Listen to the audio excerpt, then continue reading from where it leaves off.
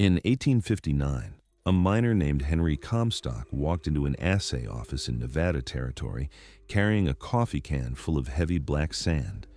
He'd been finding this stuff for weeks in the bottom of his gold pan, mixed with small amounts of gold dust, and it was annoying him. The black material was heavy, sticky, and difficult to separate from the gold. It clogged his sluice boxes and slowed down his work. It was clearly worthless, probably just lead or iron. He wanted to know what it was so he could figure out how to get rid of it more efficiently. The assayer, Melville Atwood, took a small sample, maybe a tablespoon, and disappeared into his back room. He fired up his furnace, prepared his flux, and began the process he'd performed hundreds of times before. 30 minutes later, he emerged with an expression that gave nothing away. His face was professional, neutral, revealing nothing of what he'd just discovered. He told Comstock the black sand was silver ore, not just silver, very rich silver ore, worth about $3,000 per ton, maybe more. Comstock stared at him. $3,000 per ton. He'd been throwing this stuff away for weeks, cursing it, trying to get rid of it, and it was worth a fortune. Comstock had just discovered what would become the Comstock Lode, the richest silver deposit ever found in the United States. Over the next 20 years, it would produce $400 million in silver and gold, equivalent to roughly $12 billion today. It would create millionaires overnight. It would build San Francisco into a great city. It would finance the Union cause during the Civil War. And it all came down to 30 minutes in a back room with a crucible, a furnace, and a man who knew chemistry. This is the story of the frontier assayer, the scientist who wielded more power in mining camps than sheriffs, mayors, or even mine owners, the man who could make you a millionaire with one report or send you home, broke with another. The man whose word determined whether a town would boom into existence or fade back into sagebrush. In every mining camp across the American West, one building stood apart. Not the saloon, not the general store, not even the claims office. It was the assay office, usually a small wooden structure with a chimney, a furnace, and shelves lined with chemicals, crucibles, and precision scales. Inside worked a man unlike almost anyone else on the frontier. While everyone around him wielded pickaxes and shovels, he worked with beakers and reagents. While others relied on muscle and luck, he relied on chemistry and mathematics. While miners dreamed of striking it rich, he knew, within a fraction of an ounce, exactly how much gold or silver was in any sample brought to him. The assayer was the gatekeeper between hope and reality, between a worthless hole in the ground and a fortune-producing mine. The word assay comes from the old French assay, meaning to try or to test. The process itself dates back thousands of years. Ancient Egyptians assayed gold. Romans used fire assay techniques to determine the purity of coins. Medieval alchemists refined the methods. By the time of the American frontier, fire assaying had become a precise science, though it still looked like alchemy to most people who watched it. The basic process was elegant in its simplicity. Take a known weight of ore sample, heat it to extreme temperatures in a crucible with specific fluxes and reagents. The impurities burn away or combine with the flux, leaving behind a small button of pure metal, gold, silver, or both. Weigh that button, calculate the percentage. Tell the miner what his ore is worth. It sounds simple. It wasn't. An assayer needed formal training, usually in chemistry or metallurgy. Some learned at mining schools in Europe or the eastern United States. Others apprenticed under established assayers, learning the craft through years of careful observation and practice. You couldn't fake this knowledge. Chemistry didn't care about your confidence or your reputation. If you used the wrong flux, the wrong temperature, or the wrong calculation, your results would be worthless. Most frontier assayers had come west for the same reason as the miners: opportunity. But they came with education and specialized knowledge that made them valuable in ways a strong back never could be. In a territory where most men were laborers, the assayer was a professional. Setting up an assay office required significant investment. The furnace alone cost several $100s, equivalent to $10,000 or more today. It needed to reach temperatures above 1,800 degrees Fahrenheit and maintain that heat for extended periods. Most assay furnaces burned coal or coke, requiring constant fuel deliveries. The precision scales, called analytical balances, were delicate instruments that could measure differences of 1,000th of a gram. They cost as much as the furnace and required careful handling. A good balance came in a glass case to protect it from dust and air currents. Even a breath of air could affect the reading. Then came the chemicals and supplies: litharge, lead oxide, borax, sodium carbonate, flour, niter, bone ash, crucibles made from fire clay, cupels for separating metals, acids for testing, and dozens of other reagents. These had to be shipped from the east at considerable expense. An assayer also needed reference materials, books on metallurgy, tables of chemical properties, mathematical formulas. This was scientific work, and it required a scientific library. The total setup cost could exceed $2,000, a fortune in the 1860s and 1870s, but in a mining camp where a single assay report could launch $1 million enterprise, it was a sound investment. The assayer's day began early. Miners would start lining up outside the office before dawn, each one carrying a sample of ore wrapped in cloth or contained in a small bag. Some samples came from established mines, sent by foremen checking the quality of ore being extracted. Others came from prospectors who just discovered a promising outcrop and needed to know if it was worth filing a claim. The assayer would examine each sample, record details in his logbook, where it came from, who brought it, the date, and assign it a number. Then he'd take a small portion of the sample, usually about 50 grams, and begin the process. First, the sample had to be crushed into fine powder. The assayer would use a steel mortar and pestle, grinding the ore until it was as fine as flour. This was crucial. Coarse particles wouldn't melt properly, and the results would be inaccurate. Next came the careful mixing of fluxes. The exact combination depended on the type of ore. Lead ores required different treatment than copper ores. Silver ores needed different fluxes than gold ores. An experienced assayer could often tell by looking at the ore what treatment it would need, but he'd still follow precise recipes. The mixture went into a small crucible, a heat-resistant clay cup, and into the furnace. The temperature had to be exact. Too cool and the metals wouldn't separate properly. Too hot and precious metals could volatilize and escape up the chimney. The sample would remain in the furnace for 30 to 60 minutes. During this time, the flux would combine with the rock, forming a glass-like slag. The metals, being denser, would sink to the bottom and combine with lead added to the flux. This created a button of lead containing all the gold and silver from the ore. The assayer would remove the crucible with long-handled tongs and pour the molten contents into a mold. As it cooled, the slag formed a brittle cap over the lead button at the bottom. Breaking away, the slag revealed the button, a small hemisphere of lead containing the precious metals. But the work wasn't finished. The lead had to be removed. The button went into a cupel, a porous cup made from bone ash, and back into the furnace. At high heat, the lead would oxidize and be absorbed into the porous cupel, leaving behind only the gold and silver in a tiny bead called the prill.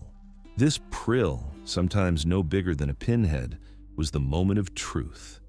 The assayer would brush it clean, let it cool, and place it on his analytical balance. The weight of that tiny bead, compared to the weight of the original ore sample, told him exactly how rich the ore was. If the ore also contained both gold and silver, which was common, another step was required. The assayer would flatten the prill into a thin ribbon, treat it with nitric acid to dissolve the silver, then weigh what remained. The difference gave him the gold content. The dissolved silver could be recovered and weighed separately. Finally, the calculations. The assayer would determine how many ounces of gold or silver were present per ton of ore. This number, expressed as ounces per ton or Oz per T, determined whether the ore was worth mining. Context mattered enormously. In the 1870s, gold was worth about $20 per ounce. If ore assayed at half an ounce of gold per ton, that was $10 worth of gold per ton of rock. But it might cost $15 per ton to mine and mill that ore, making it economically worthless despite containing gold.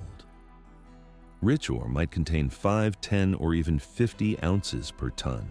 The Comstock Lode, or sometimes ran as high as $200 per ton in silver content alone, fantastically rich by any standard.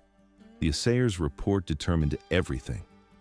If he wrote 12 ounces per ton silver, investors would pour money into developing the claim. If he wrote 0.2 ounces per ton, the miner would abandon the site and move on. The power this gave assayers was immense and dangerous. Miners desperate for good news would offer bribes. Just make the numbers a little better. Nobody will know. A $20 gold piece slid across the counter. A promise of percentage ownership if the mine succeeded. Sometimes threats, give me a good report or you'll regret it. A hand resting on a holstered pistol. A warning that accidents happen in mining camps. Honest assayers refused. They knew their reputation was everything. One fraudulent assay, if discovered, would destroy their credibility forever. In a mining camp, word traveled fast. An assayer caught falsifying results might as well pack up and leave. No one would trust him again. His expensive equipment would become worthless. His livelihood would vanish overnight. But not all assayers were honest. Some would salt their own test samples, adding a bit of gold dust to produce impressive results. The technique was simple. Keep a small vial of gold dust hidden. When grinding the ore sample to powder, add a pinch. Not too much, that would be obvious. Just enough to transform poor ore into promising ore. The miner would be thrilled. The assayer would get paid. And if the mine later failed to produce, well, ore deposits were unpredictable. Nobody could prove anything. More sophisticated frauds involved partnerships with stock promoters. The scheme worked like this. A promoter would acquire a worthless mining claim. A crooked assayer would provide glowing reports showing high-grade ore. The promoter would print stock certificates and sell shares to investors back east, people who'd never seen the mine and had no way to verify the assay reports. By the time anyone discovered the fraud, the promoter and assayer had split the money and moved on. These schemes were remarkably common in the 1860s and 1870s. One historian estimated that fraudulent mining stock sales cost American investors over $100 million during this period. Fortunes lost to worthless holes in the ground, backed by fabricated assay reports. These frauds sometimes worked for months or even years before being exposed. When they were caught, the results could be violent. More than one crooked assayer ended up at the end of a rope, hanged by investors who'd been swindled. Others simply disappeared in the night, warned by friends that an angry mob was forming. Some were beaten, run out of town with nothing but the clothes on their backs. The violence wasn't always directed at guilty assayers either. Sometimes an honest assayer would provide accurate results showing poor ore, but a desperate miner or investor wouldn't believe it. They'd accuse the assayer of incompetence or corruption. Threats would follow. A few assayers were assaulted or killed despite doing honest work. The honest assayers, and most were honest, developed reputations that made them invaluable. Miners would travel extra miles to reach an assayer they trusted. Mining companies would insist on assays from specific offices before buying ore. Investors would only fund ventures backed by reports from known, reputable assayers. Some names became legendary. Melville Atwood, who identified the Comstock Lode silver. J. Ross Brown, who worked throughout California and Nevada. William Ashburner, whose reports on California mines were considered gospel by San Francisco investors. These men commanded respect and substantial fees. An assay typically cost between $5 and $15 in the 1870s, equivalent to $150 to $450 today. For rush work or complex samples requiring multiple tests, the fee could be much higher.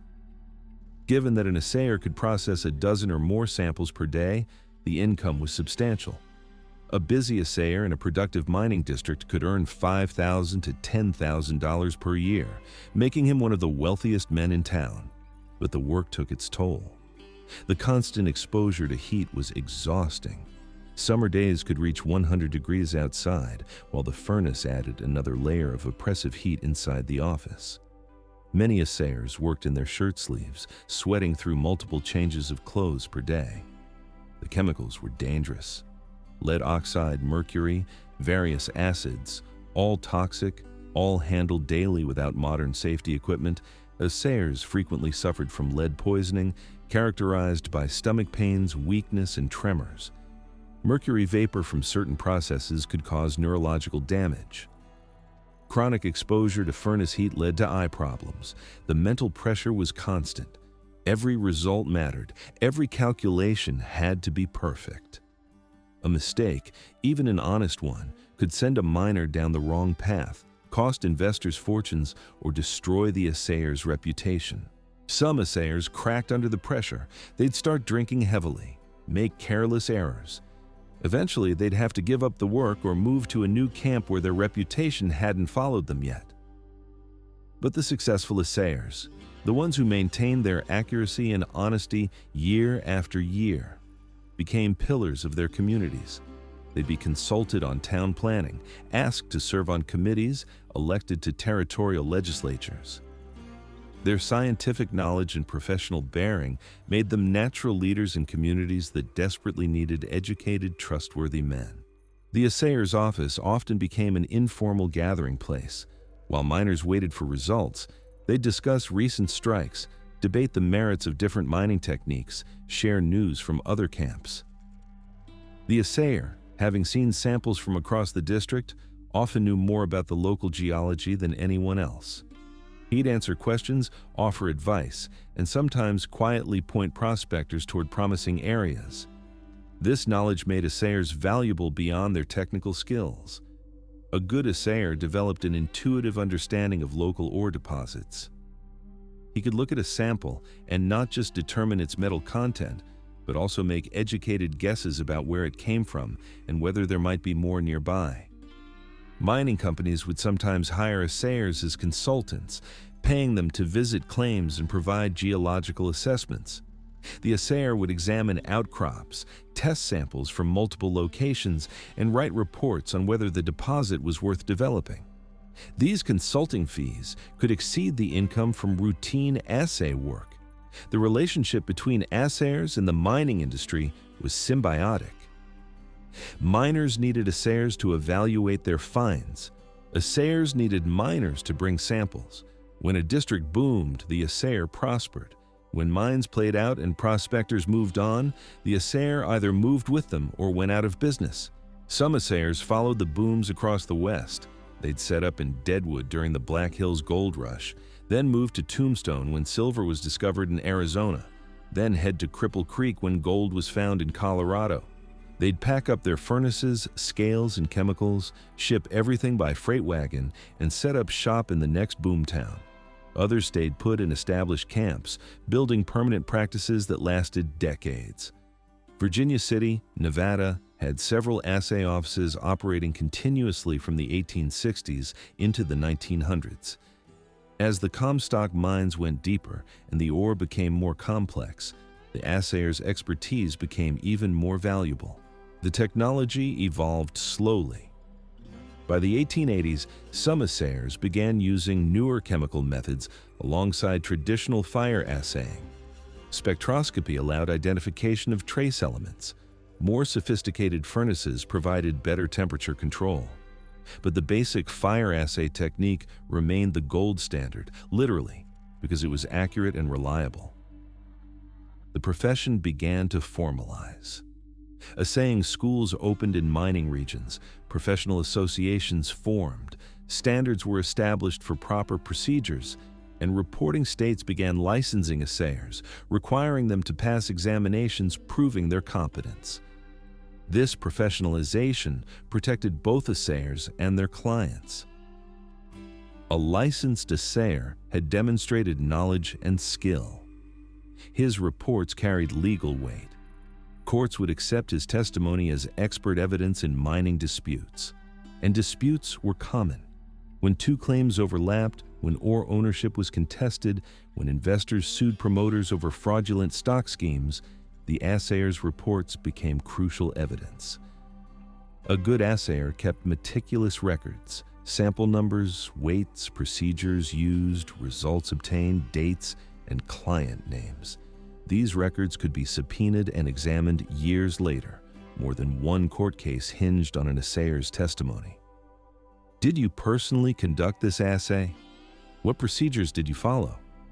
Are you certain of your results? The assayer's credibility, built over years of honest work, could determine the outcome of litigation involving millions of dollars.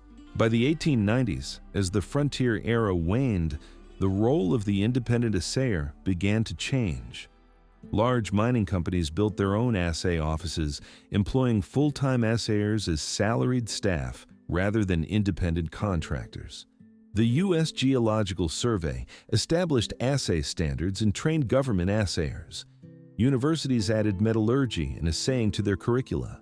The romance of the frontier assayer, the lone scientist in a remote camp determining fortunes by the light of his furnace, faded into history. But the profession itself continued, becoming more sophisticated and specialized. Today, modern assaying uses atomic absorption spectroscopy, X-ray fluorescence, and other high-tech methods. Results come back in hours instead of days. Accuracy is improved from plus or minus 1% to plus or minus 0.1%. But fire assaying, the same technique used by frontier assayers 150 years ago, is still used for final verification of gold and silver content in ore. When absolute accuracy matters, when millions of dollars depend on getting it right, metallurgists still melt samples in crucibles and weigh the resulting buttons, because some things don't change. Gold is still gold. Silver is still silver. And the best way to know exactly how much you have is still the way Melville Atwood knew in 1859, when a miner named Henry Comstock brought him a coffee can full of black sand. The assayer, the man who determined your fortune in 30 minutes. In a world built on hope, rumor, and wild speculation, he dealt in facts. In a society where violence and chaos were common, he represented science and precision. In an economy where most men gambled on luck, he offered certainty that made him one of the most important men on the frontier. Even if most people never knew his name,